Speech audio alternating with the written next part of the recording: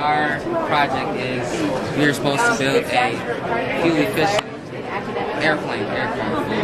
So we built a model aircraft, small, so we can get it down, figure out how to build it.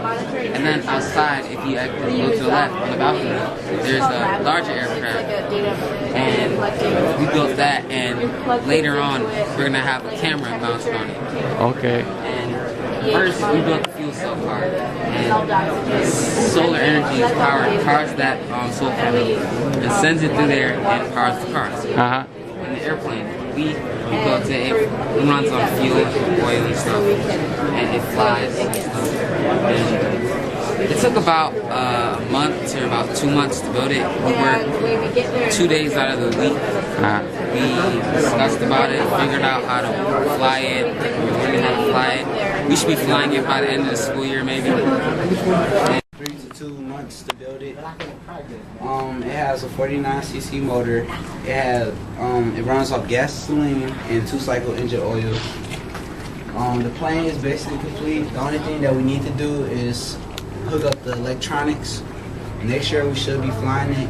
And the company wants to distribute or give us a camera to test on the plane next year when we fly it. And the camera is a 360 camera, and they want us to test their camera. And their camera works with the air particles. They want to measure like the pollen and stuff. And that's basically it. We have 2 planes. The other one that we use or get is the one to train on, and this is the larger one we have. It's a 4-year program. It's an enterprise program at Michigan Tech. And that's basically it.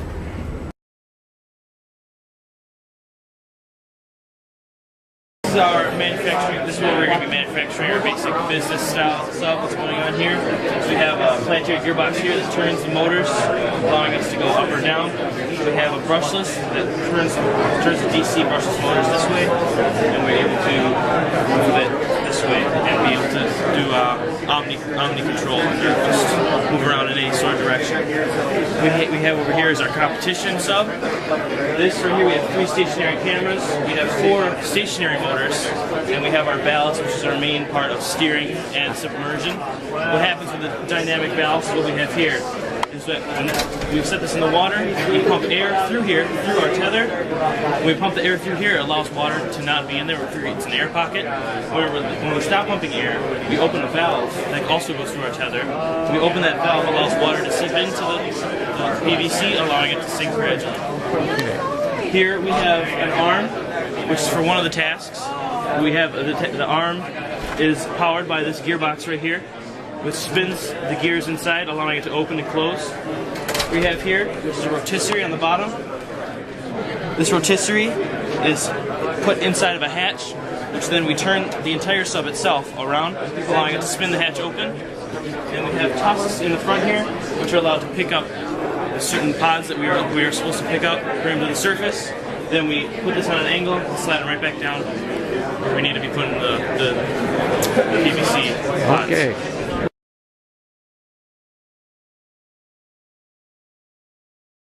Go ahead.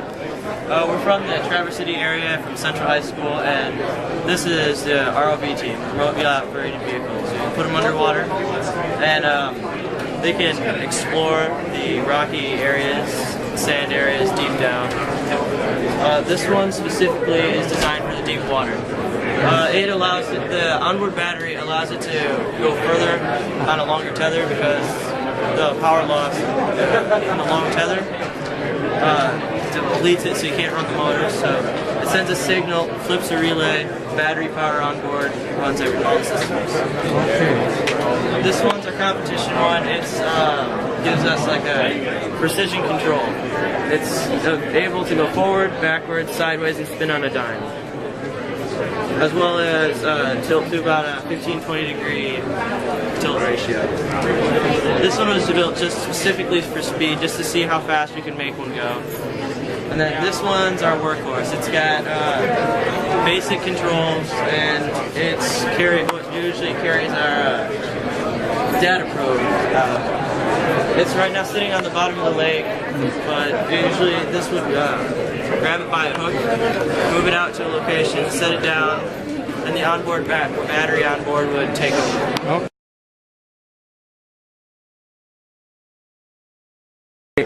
Alright, this is our project. We're from Saginaw, Michigan, Arthur Hill High School. Our mission to go green. What we're doing is we live in an urban society.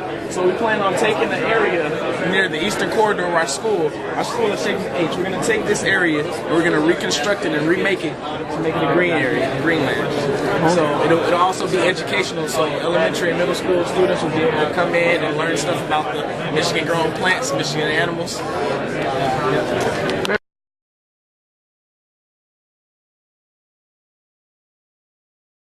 Class is a new class at our school. It's hands-on outdoor kind of class that was established, and teacher right there and started the whole thing. So they built pretty much do things for the community. We also home energy auditing right there, and sweet tank monitoring. I don't know. They're also good for the camera.